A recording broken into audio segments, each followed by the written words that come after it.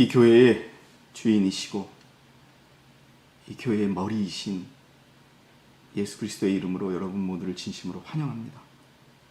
오늘 저는 여러분들께 하나님께로 난 자들이라는 제목으로 여러분과 함께 은혜를 나누고자 합니다. 오늘 이 설교를 들으시는 여러분 모두에게 먼저 간단한 질문을 하나 드리고 싶습니다. 여러분들은 하나님께로 난 자들입니까? 아니면 그렇지 않습니까?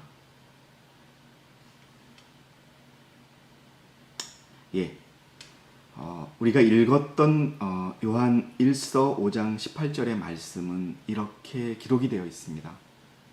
하나님께로부터 태어난 사람은 누구나 죄를 짓지 아니하는 줄을 우리가 아노라. 명확하게 설명하고 있습니다. 하나님께로부터 태어난 사람은, 하나님께로 난 자는 누구나 죄를 짓지 아니한다. 여러분, 우리의 삶 속에서 죄가 끊쳐지고 있나요? 여기서 또 이렇게 한 발짝 더 나아가서 오히려 하나님께로부터 태어난 자는 자신을 지키나니 그 악한 자가 그를 건드리지 못합니다.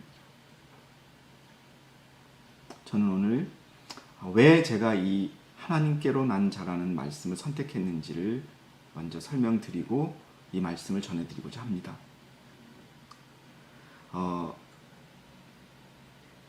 1914년 이 땅에 세계 전쟁이 일어났을 때 우리의 모교회, 특히 우리 모교의 중심이었던 독일과 유럽에서 진리를 지킨다고 공언했던 많은 그리스도인들이, 재림교인들이 전쟁이 일어나자 그들의 진리를 쉽게 버렸던 사건이 발생합니다.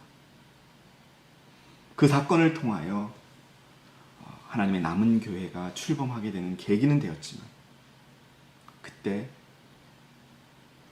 하나님께 충성하고 끝까지 진리를 고수하겠나라고 공언했던 많은 믿음의 도덕들이 그냥 쓰러져 갔던 사건이 발생했습니다. 98%가 하나님을 대적하는 입장에 서게 된 결과가 발생했다는 것을 여러분 모두 아실 것입니다. 그래서 폭풍우가 다가올 때 셋째 천사의 기별을 믿노라고 공언해 오면서도 진리를 순종함으로 성화되지 못한 많은 부류의 사람들은 그들의 위치를 떠나 반대편의 대열에 가담할 것이다. 하나님의 편에 서는 것이 아니라 하나님의 반대편에 있는 사단의 편에 설 것이라는 것이죠. 그래서 저는 이 말씀을 한번 짚어보고자 하는 것입니다. 우리가 지금 하나님께로 난 자들인가 아니면 그렇지 않은가라는 것을 짚어보는 시간이 되었으면 합니다. 그들이 왜 하나님의 반대편에 가담했을까요? 그들은 세상과 연합하고 그 정신에 동참해 왔기 때문입니다. 여러분, 제가 수없이 말씀드렸지만 이 교회에 교적이 있다는 것만으로 여러분들의 구원을 보장할 수 없습니다. 여러분 기억하시기 바랍니다. 내가 얼마나 하나님의 편에 서 있는가, 내가 얼마나 하나님의 원칙에 순종하고 있는가, 내가 얼마나 하나님께서 내게 명령하신 것에 충성하고 있는가가 중요한 잣대가 될 것입니다. 나중에 안식일 준수자들이 법정에 소환되어 그들의 신앙에 대한 답을 해야 할 때 그 배교자들은 그들에 대하여 거짓 증거하고 비난하는 사단의 가장 유력한 대리자들이 된다. 어떤 위험이 발생하고 어려운 일이 생길 때 또 믿음이 흔들려서 이 교회를 떠난 1914년의 그 사건처럼 그들은 마지막 때에 안식일 준수자들을 고소하고 비난하는, 거짓 증거하는 가장 유력한 사단의 편에 선다는 것입니다. 여러분들은 어느 편에 서실 것 같습니까? 예수 그리스도의 편에 서시겠습니까? 아니면 사단의 편에 서시겠습니까? 하나님의 자녀이십니까? 사단의 자녀입니까? 하나님께로부터 난 자들이십니까? 사단으로부터 난 자들입니까? 저는 이것이 매우 중요하다고 생각합니다.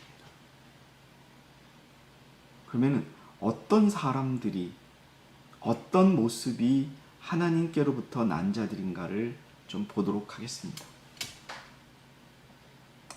먼저 그리스도를 영접한 자들이 하나님께로부터 난 자들이겠지요. 요한복음 1장 12절 13절에는 여러분들이 아주 너무 잘 아시는 말씀이 있습니다.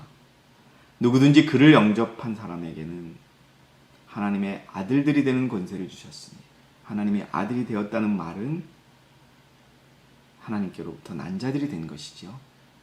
즉 그의 이름을 믿는 사람들에게니라. 그들은 혈로나 육신의 뜻으로나 또는 사람의 뜻으로 나지 아니하였고 하나님에게서 난 사람들이다. 여러분, 그리스도를 영접하셨습니까? 그러면 여러분들은 하나님께로 난 사람들입니다.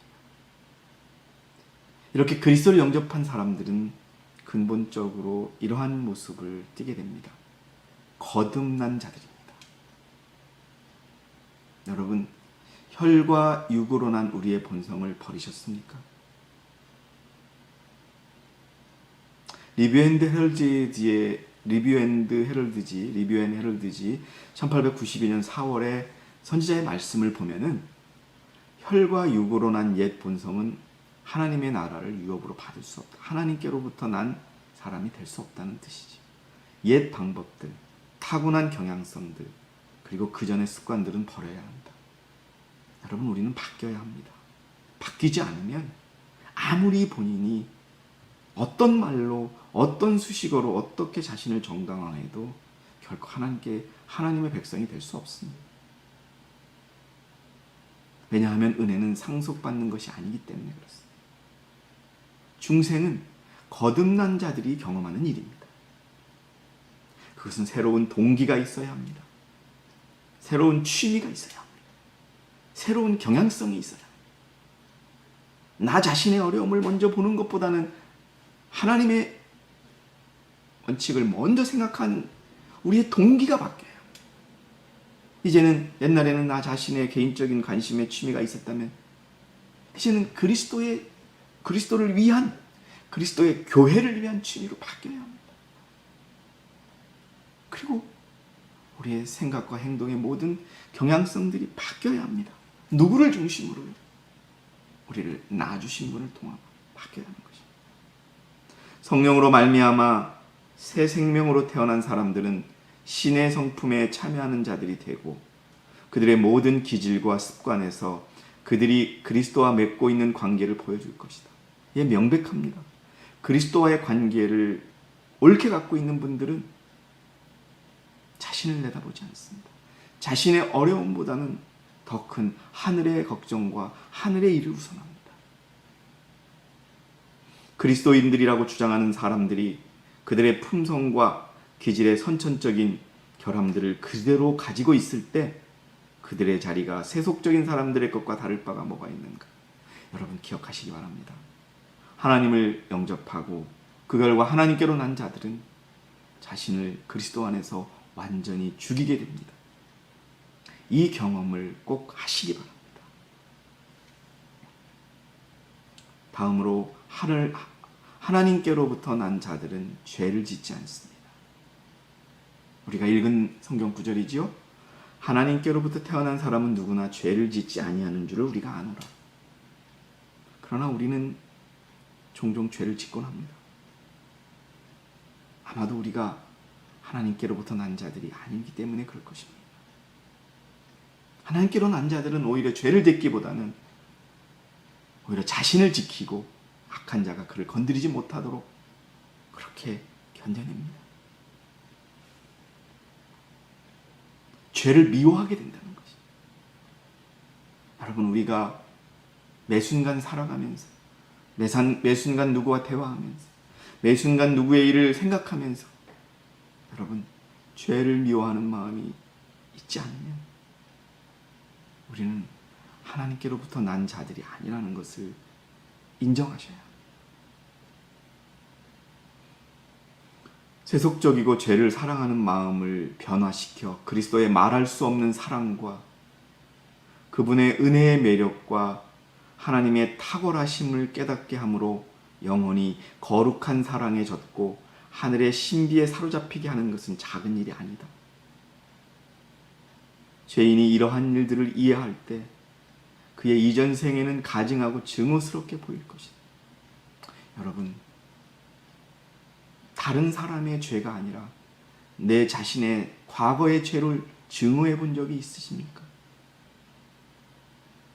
내가 살아가면서 그리스도인으로서 지었던 그 죄를 증오하시기 바랍니다. 그래야 그 마음으로 하나님 앞에 그 죄의 마음을 깨트릴 수 있습니다. 그것이 하나님께로 난 자들의 결과입니다. 그리스도를 영혼의 기쁨과 기쁨으로 받아들이게 된다.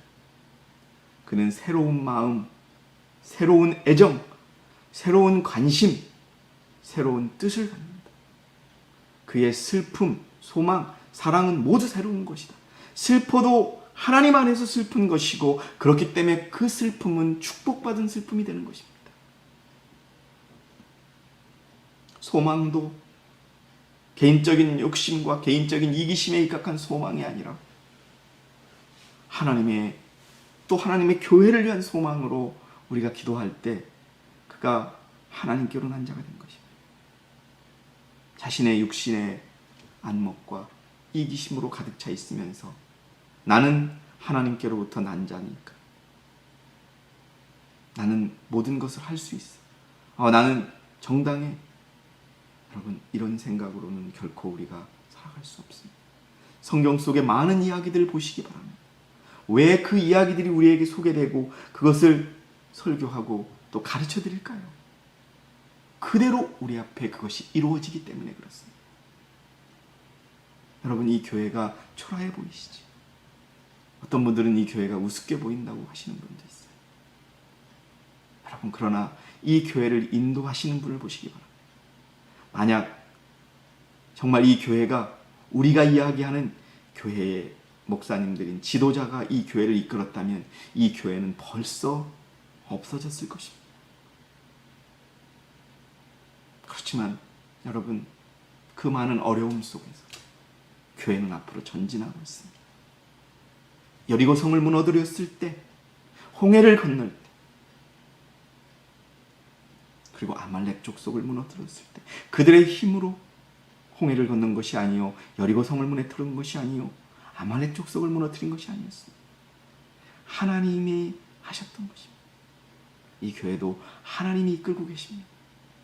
그래서 여러분, 우리에게 새로운 마음이 있어야 합니다. 새로운 애정이 있어야 합니다. 한때는 매력 없던 하늘이 이제는 풍부하고 영광스럽게 보이며 그는 그것을 장래의 자신의 집으로 생각합니다. 그곳에서 그는 보혈로 그를 구속하신 그분을 보고 사랑하고 찬양하게 될 것입니다. 여러분, 죄를 미워하지 않는다면 하나님께로 난 자들이 아닙니다. 더럽혀지지 않은 자들이어야 합니다. 요한계시록 14장 4절에 이들은 여자들과 더불어 더럽혀지지 아니한 자들이니 이는 그들이 동정들입니다. 처녀들이란 얘기죠. 아주 수처녀들이라. 깨끗하고 더럽혀지지 않고 정결함을 의미합니다. 이들은 어린 양이 어디로 가든지 따라가는 자들입니다. 하나님과 어린 양께 첫 열매들이 되어 사람들 가운데서 구속을 받습니다. 더럽혀지지 않은 자들이 하나님께로부터 난 자들입니다. 그것은 그의 계명을 지키는 자들입니다. 여러분, 제가 드릴 수 있는 말씀, 제가 여러분에게 전해드릴 수 있는 말씀, 저의 아둔함과 저의 부족함 모든 것을 다 인정할지라도 제가 여러분에게 드릴 수 있는 말씀은 하나님의 백성은 계명을 지키는 자입니다. 하명을 깨트리는 자가 아닙니다. 1898년에 선지자는 아주 귀한 말씀을 우리에게 주셨습니다. 주님은 지상의 어린 양이 어디로 인도하든 따라가는 한 백성을 갖고 계십니다. 하늘에서 그분을 따라가는 자가 되는 것은 지금 우리가 그의 계명을 지키느냐 지키지 않느냐에 좌우되는 것입니다. 지금 내가 지금요 이 순간에 그의 계명을 지키느냐 안 지키느냐에 좌우되는 것입니다. 저는 안타까운 일들을 너무나 많이 봅니다. 여러분, 이 부족한 제가 전해드린다고 해서 그냥 가볍게 넘기지 마시고, 저는 제 말씀을 전해드리는 것이 아니라 하나님의 말씀을 전해드립니다. 그분의 계명을 지키시기 바랍니다. 여러분, 그것이 우리 교회의 기준인 것입니다. 뭐를 통해서? 믿음을 통해서 우리가 계명을 지키는 것입니다. 우리는 그렇게 따르기로 결단하고 이 교회에 들어왔습니다. 그래서 어린 양이 어디로 따라가는지 따라가는 자들이, 그분을 따르기로 결단을 해야 되고, 매 발자국마다 그가 나를 죽일지라도 나는 그를 의뢰하리라고 말해야 합니다. 어떻게 해요? 그가 나를 죽일지라도 나는 그를 의뢰할 것이다. 그분을 위하여 고난을 받음으로 그를 따라가야 합니다. 여러분, 예수 그리스도의 길은 고난의 길이었습니다. 영광의 길이 아니었습니다. 우리가 앞으로 닥쳐올 길은 더 어렵고 힘든 길입니다. 그러나 두려워하지 마시기 바랍니다. 두려움이 죄입니다. 예수 그리스도의 편에 서 있다면 그 두려움은 기쁨으로 바뀝니다. 왜냐? 예수 그리스도께서 지켜주실 것이기 때문에. 그의 생활 습관이 나의 생활 습관이 되어야 합니다. 이런 방법으로 그와 같이 되려고 노력하고 우리의 의지를 그의 의지와 일치시려고 노력할 때, 이것이 여러분 하나님께로 난 자들의 특성입니다. 순수한 사랑이 필요합니다. 사랑하는 자들아, 우리가 서로 사랑하자. 이는 사랑이 하나님께 속한 것이기 때문이라. 사랑하는 사람은 누구나 하나님께로부터 태어났으며 또 하나님을 아느니라. 여러분, 사랑하고 계십니까? 어떤 사랑을 하고 계십니까? 죄를 덮어두고 죄의 변명에 동의하는 사랑을 하고 계십니까? 그것은 하나님께로 난 자들의 사랑이 아닙니다. 순수한 사랑은 단순하게 작용하고 다른 모든 행동의 원칙과 구별됩니다. 그것이 세속적 동기와 이기적 관심과 섞여 있을 때 그 순수성은 잃고 만다. 여러분, 우리가 말하는 사랑은요, 세속적인 동기와 이기적인 관심이 섞여 있는 사랑이 대부분입니다. 그것을 사랑이라고 오해하거나 착각하지 마시기 바랍니다. 하나님께서는 우리가 일하는 분량보다는 우리가 얼마나 많은 사랑을 가지고 일하냐를 더 많이 생각하신다. 사랑은 하늘의 속성이다. 인간은 이것을 만들어낼 수 없다. 이 하늘의 식물, 사랑은 그리스도가 가장 높은 이름으로 군림하는 곳에서만 잘 자라도록 되어 있다. 사랑이 있는 곳에서 생활에 힘이 있고 진리가 있다.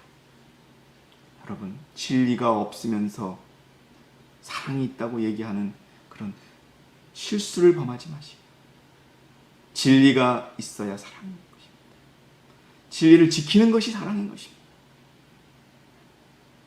사랑은 선을 행하며 선 외에는 아무것도 행치 하지 않는다. 사랑을 가진 사람들은 열매를 맺어 거룩함에 이르고 영생에 이른다라고 하는 것입니다. 화평케 하는 자가 하나님께로 난 자들입니다. 가끔 보면 우리 교회 안에서 교인들에게 불신을 심어주고 자신을 높이며 어떤 문제에 시발점을 시작하는 사람들이 있습니다. 화평케 하는 자가 하나님의 자녀라 불릴 것인데 화평을 파괴하는 역할을 하고 있습니다. 여러분, 기억하시기 바랍니다.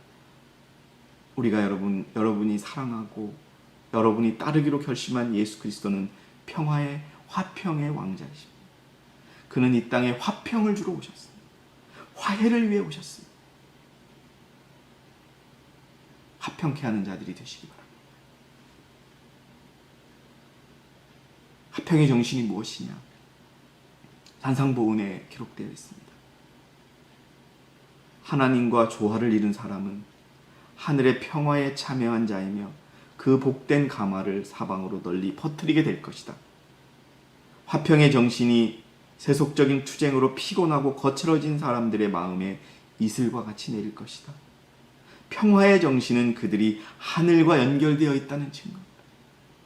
내가 조금 수치를 당해도, 내가 조금 자존심을 상해도 다른 사람을 배려하고 다른 사람의 입장에서 생각해주는 정신, 또 다른 사람을 공격하기보다는 다른 사람을 이해할 수 있는 정신, 그것이 평화의 정신.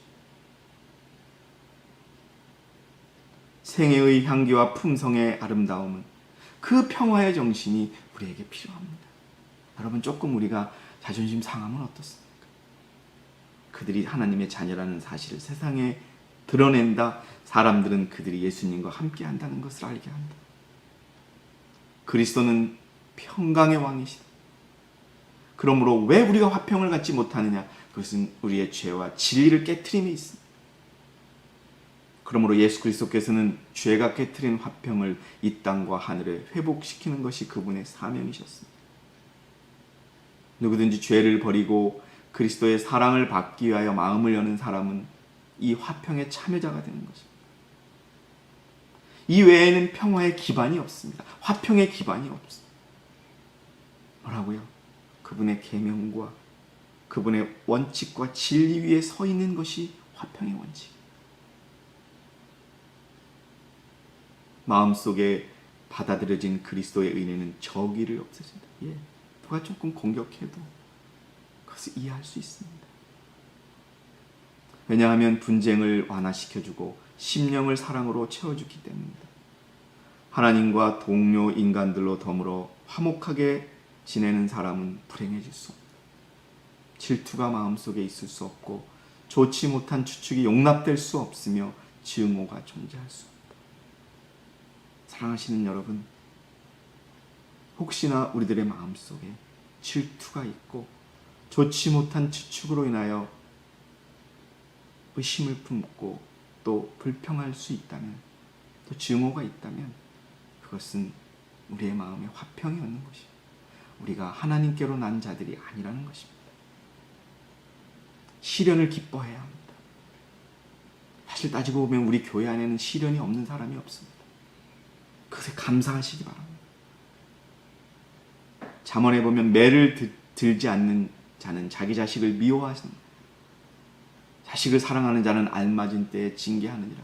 시련을 통하여 우리가 하나님의 자녀임을 우리는 확인해야 합니다. 아프세요? 그것도 하나님께서 여러분을 사랑하신다는 증거입니다.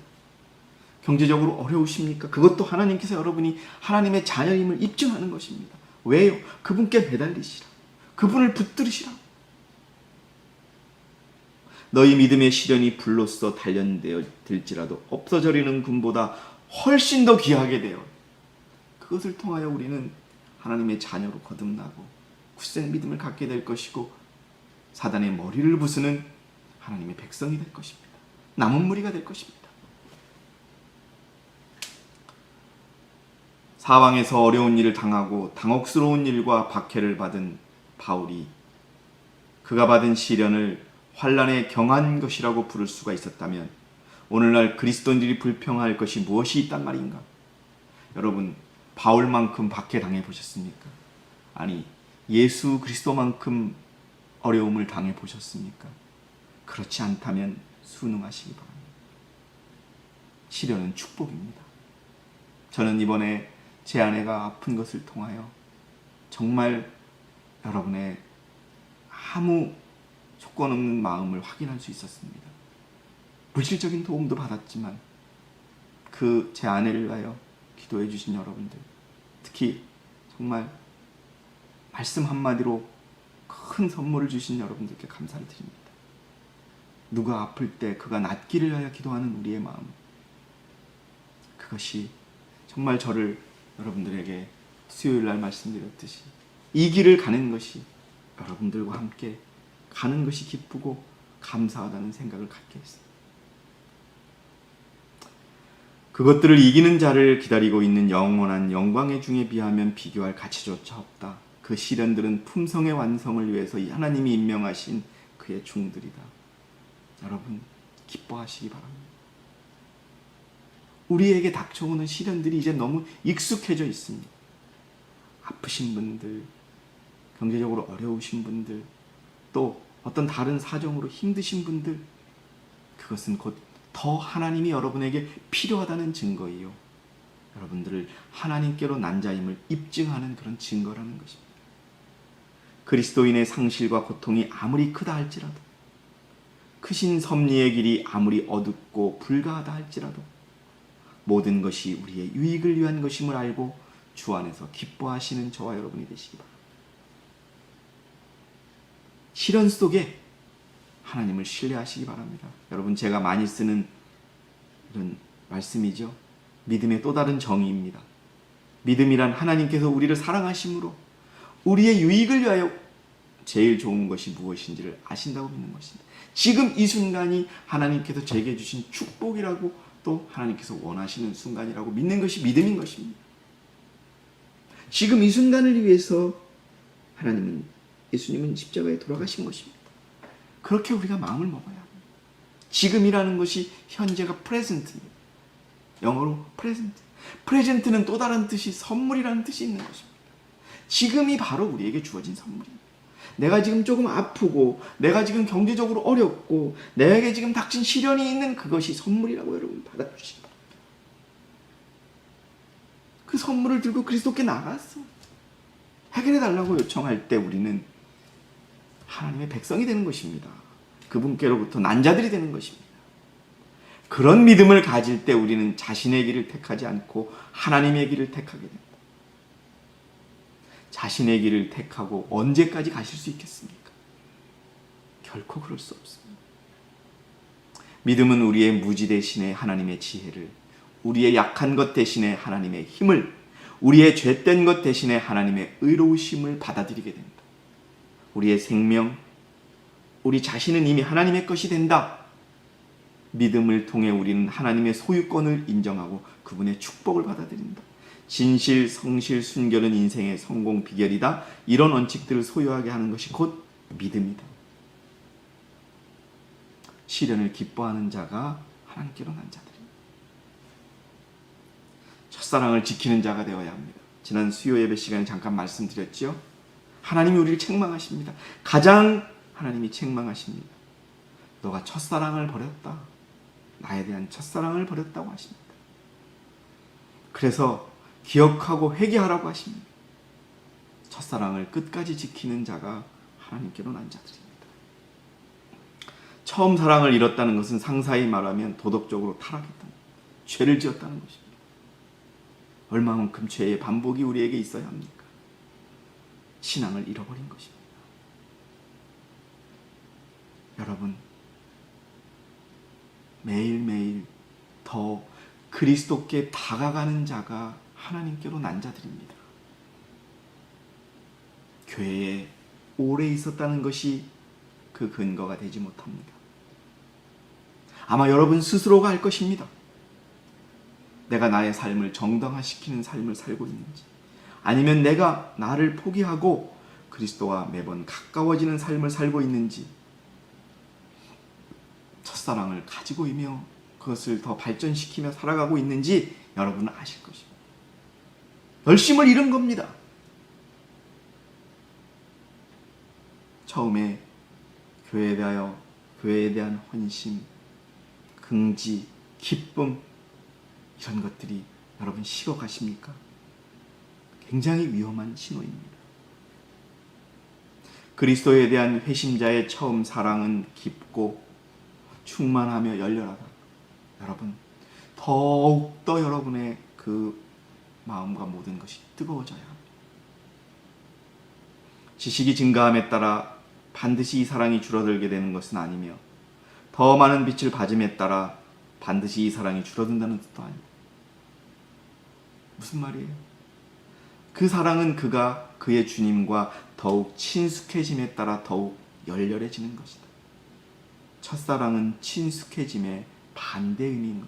첫사랑을 잃어버린다고 하는 것은 친숙해진다는 것의 반대인 것입니다. 그래서 열렬해진다는 것의 반대의 뜻이죠. 식어간다는 것입니다. 여러분 어떻습니까? 첫사랑을 지키고 계십니까?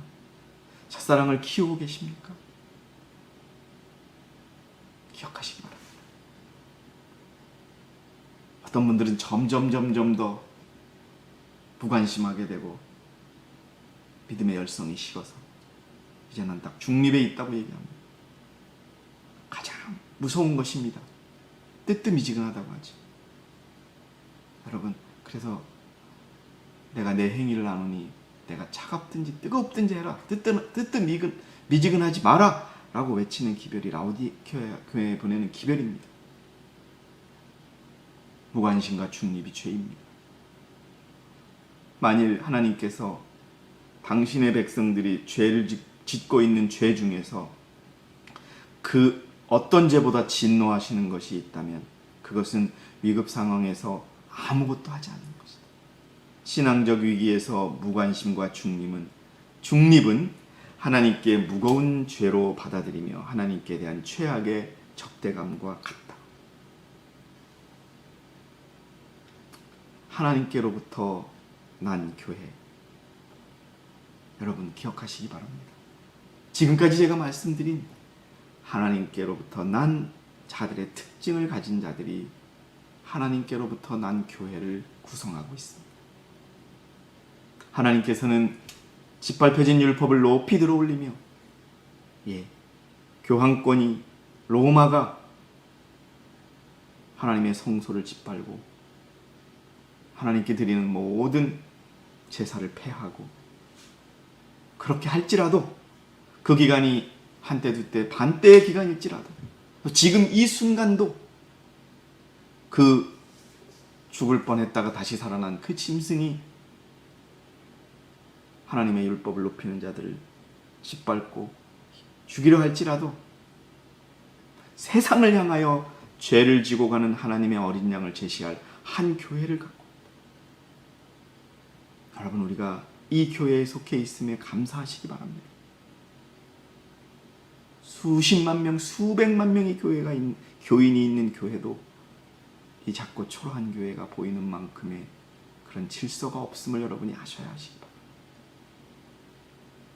바로 앞에 제시했던 죄를 짓지 않는 교인들, 순수한 사랑을 하는 교인들, 첫사랑을 지키는 교인들, 시련에 감사하는 교인들, 진정으로 하나님을 영접한 교인들이 그 교인들을 불러 모아서 하나님께서 세우신 교회가 바로 이 교회라는 것입니다. 여러분, 이 땅에 율법을 지켜야 한다고 주장하는 교회가 어디에 있습니까? 그리고 그 율법을 지키기 위하여 정말 기도하고 애쓰는 그러한 교인들이 있는 교회가 어디에 있습니까? 여러분? 찾아보시기 바랍니다. 이 땅에 유일하게 여러분과 제가 속해 있는 교회입니다. 율법이 무너지고 율법이 깨지고 있습니다. 파괴된 곳에 서서 울다리를 치고 옛 폐허된 곳을 수촉하는 교회는 세상에 하나밖에 없습니다. 하나님께서는 한 교회를 갖고 계시며 교회는 거룩하게 임명을 받은 직무를 갖고 있다. 사랑하시는 성도 여러분, 유튜브를 통하여 이 시간에 참여하시는 여러분 모두가 하나님께로부터 난 자들이 되기를 기원합니다. 그리고 그 사람들이 이룬 하나님께로 난 교회의 교인이 되기를 원합니다. 오늘 저는 우리 여러분 모두가 하나님께로 난 자가 되어서 하나님이 이 땅에 오실 때 수고하였다 충성된 종아 라고 하는 말씀을 들으시는 저와 여러분 모두가 되시기를 바라면서 오늘 제가 준비한 모든 말씀을 마치겠습니다. 여러분 감사합니다.